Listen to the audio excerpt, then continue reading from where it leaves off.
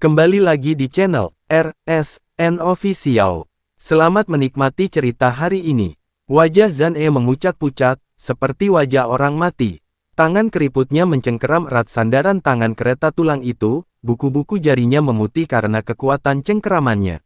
Sebagai pengendali gerbang reinkarnasi, dia memahami kengerian kekuatan ini lebih baik daripada siapapun. Itu adalah batasan mendasar pada aturan reinkarnasil, sama seperti air dapat mengalahkan api dan yang dapat mengalahkan yin. Kekuatan kekacauan tampaknya secara inheren bertentangan dengan kekuatan reinkarnasi, dan bahkan menekannya pada tingkat yang lebih tinggi.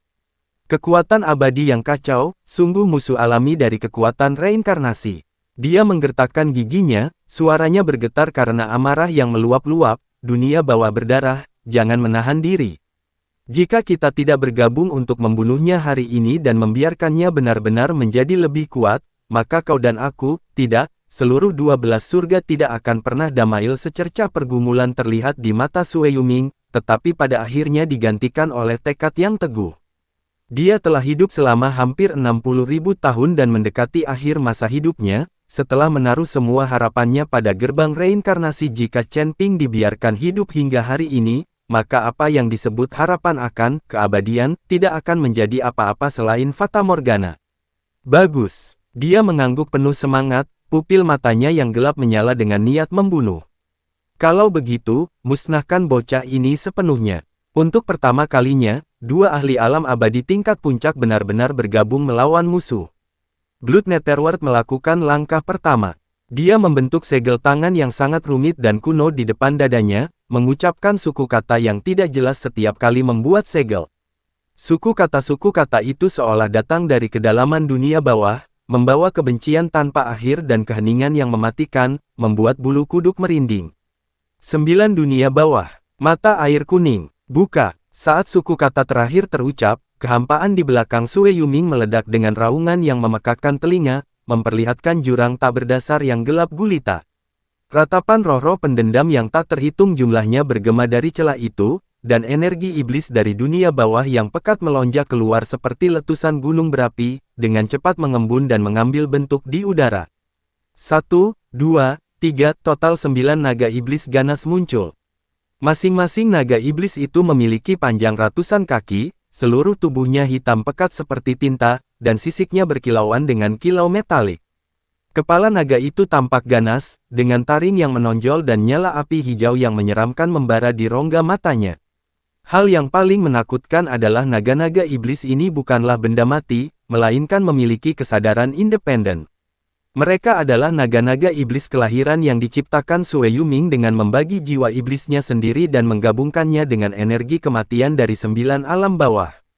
Masing-masing memiliki kekuatan tempur yang setara dengan dewa abadi tingkat 9, dan mereka selaras dengan pikirannya serta bekerja sama dengan sempurna.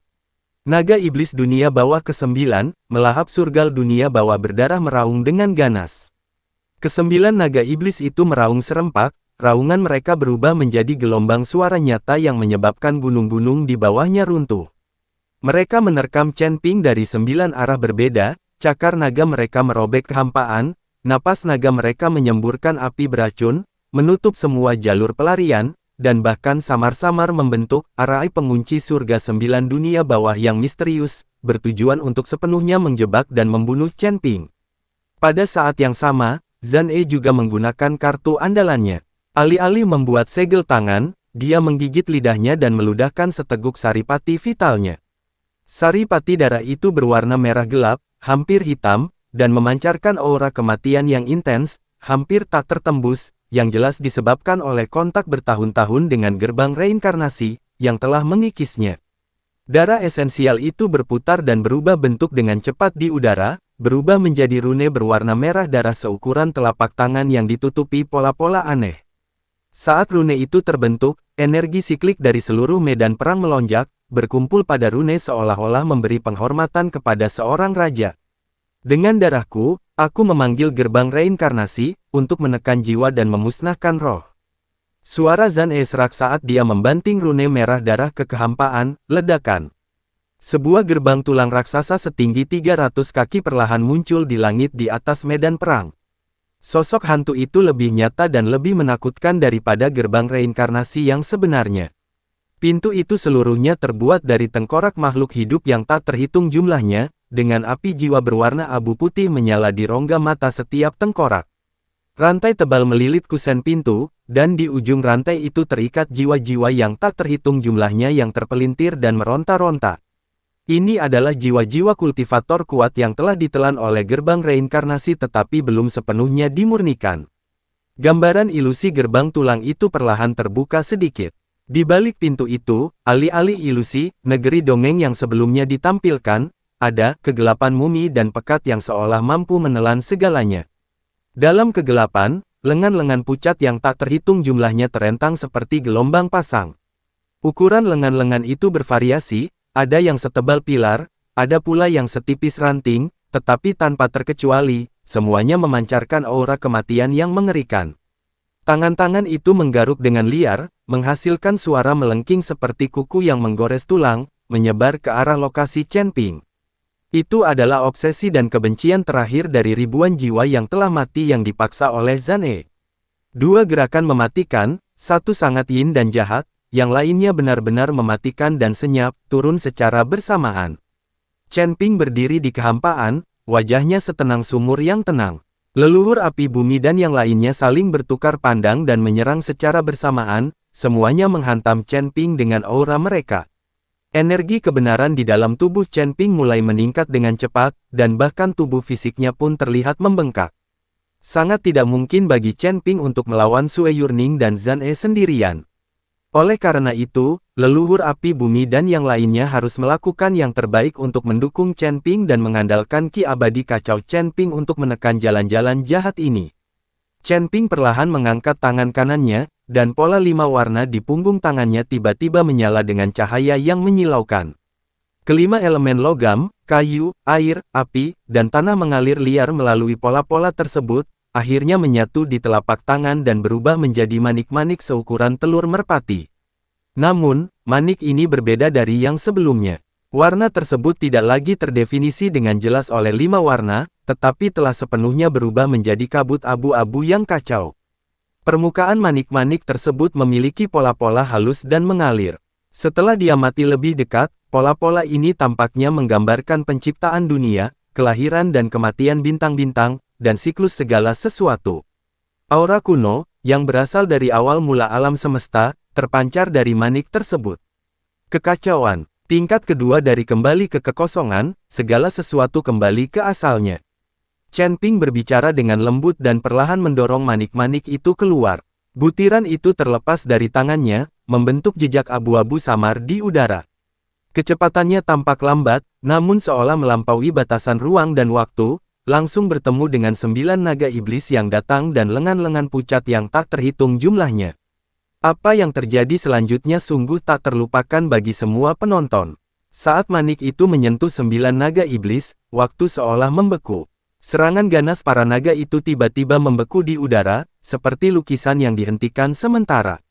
Segera setelah itu, dimulai dari ekor naga, tubuh naga mulai hancur dan larut inci demi inci, berubah menjadi partikel energi iblis yang paling mendasar.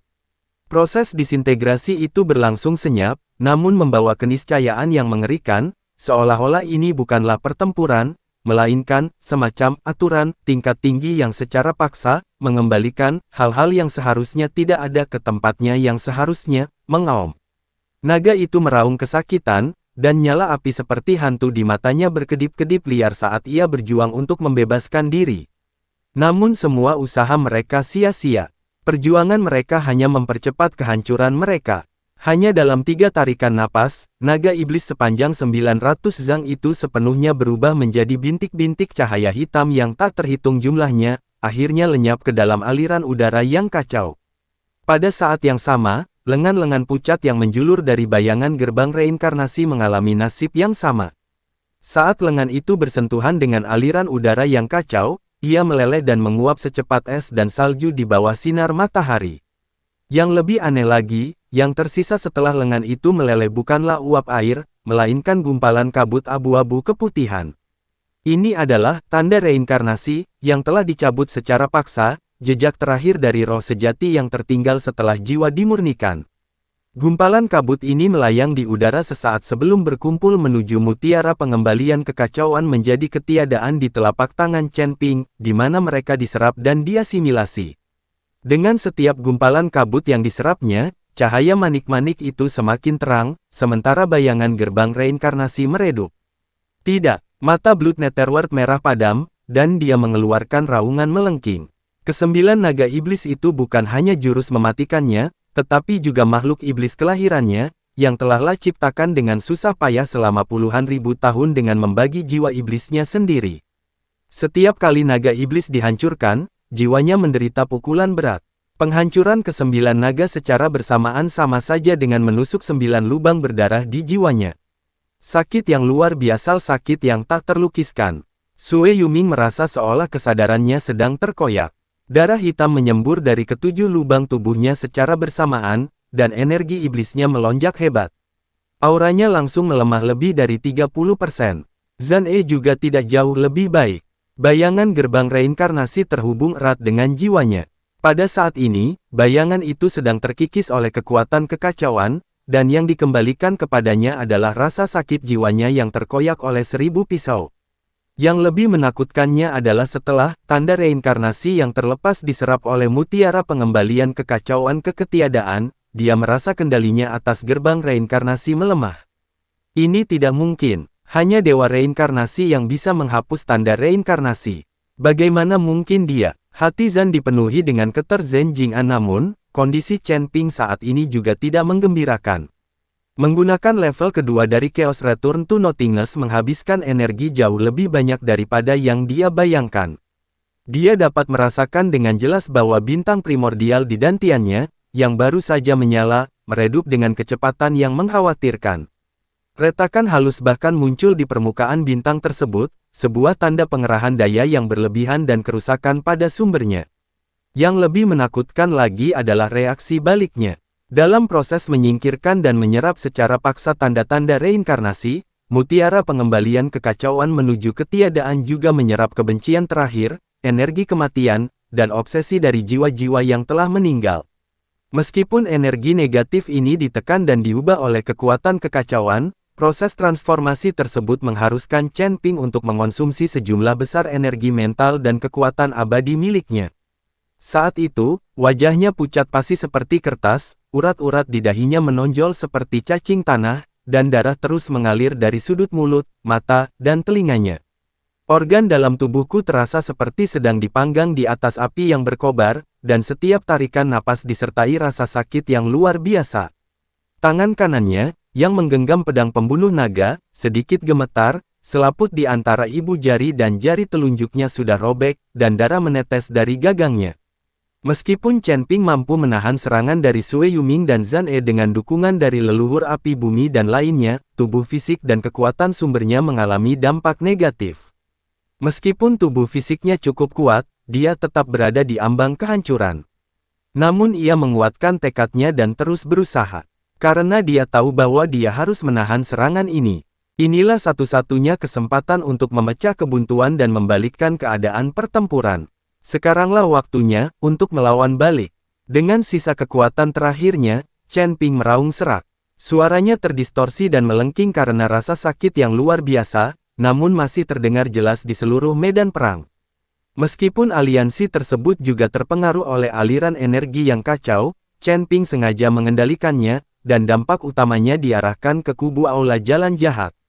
Setelah mendengar perintah Chen Ping, semangat semua orang melonjak, dan kemarahan serta kesedihan yang telah lama mereka pendam meledak sepenuhnya. Para murid lembah 10.000 binatang buas, dengarkan perintahku, serbu binatang buas dan musnahkan musuh yang tersisa, balas dendam atas rekan-rekan kita yang gugur. Li Baichuan berlumuran darah, lengan kirinya terputus di bagian bahu, dan tulang putih terlihat jelas di luka tersebut. Namun, La tampaknya tidak merasakan sakit. Matanya merah, dan ia mengacungkan kapak perang tulang yang sangat besar, sebesar panel pintu, sambil meraung seperti binatang buas. 3 Raja Singa Api di sampingnya juga terluka parah, 2 dari 3 kepala singa tersebut separuh pipinya terpotong, memperlihatkan tengkorak putih bersih mereka. Namun, binatang buas yang ganas ini justru terprovokasi hingga ke tingkat keganasan paling primitifnya, meraung ke langit dengan suara yang memekakkan telinga. Gelombang suara tersebut berubah menjadi gelombang suara yang nyata, menyebabkan puluhan pemburu jiwa di depannya berdarah dari 7 lubang tubuh mereka, mengaum. Dipimpin oleh Raja Singa, lebih dari 5.000 binatang buas iblis yang tersisa meraung dan berubah menjadi arus deras yang mengamuk, menyapu ke arah koalisi Istana Jalan Jahat yang telah dikalahkan. Serangan ini bahkan lebih ganas dan gegabah dari sebelumnya. Naga bumi punggung besi mengabaikan pertahanannya sendiri dan langsung menabrakkan tubuhnya yang besar ke susunan penangkap jiwa yang dibentuk oleh para pemburu jiwa.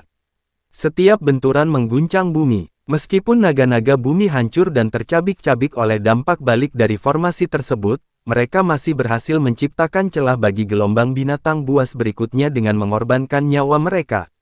Kawanan serigala yang gesit itu berubah menjadi kilatan petir biru, dengan panik menerobos barisan musuh. Mereka tidak lagi berupaya membunuh dengan satu pukulan, tetapi menggunakan cakar mereka untuk merobek esensi pelindung musuh dan taring mereka untuk memutus tendon dan pembuluh darah tangan dan kaki musuh, menciptakan kekacauan dan korban jiwa dengan cara yang paling primitif dan kejam. Sekumpulan elang emas bersayap petir menukik dari langit. Kali ini, alih-alih melepaskan petir, mereka menggunakan cakar tajam mereka untuk mencengkeram musuh, menerbangkan mereka tinggi ke udara, lalu membanting mereka ke bawah. Tiba-tiba, hujan manusia berjatuhan dari langit, dan jeritan memenuhi udara.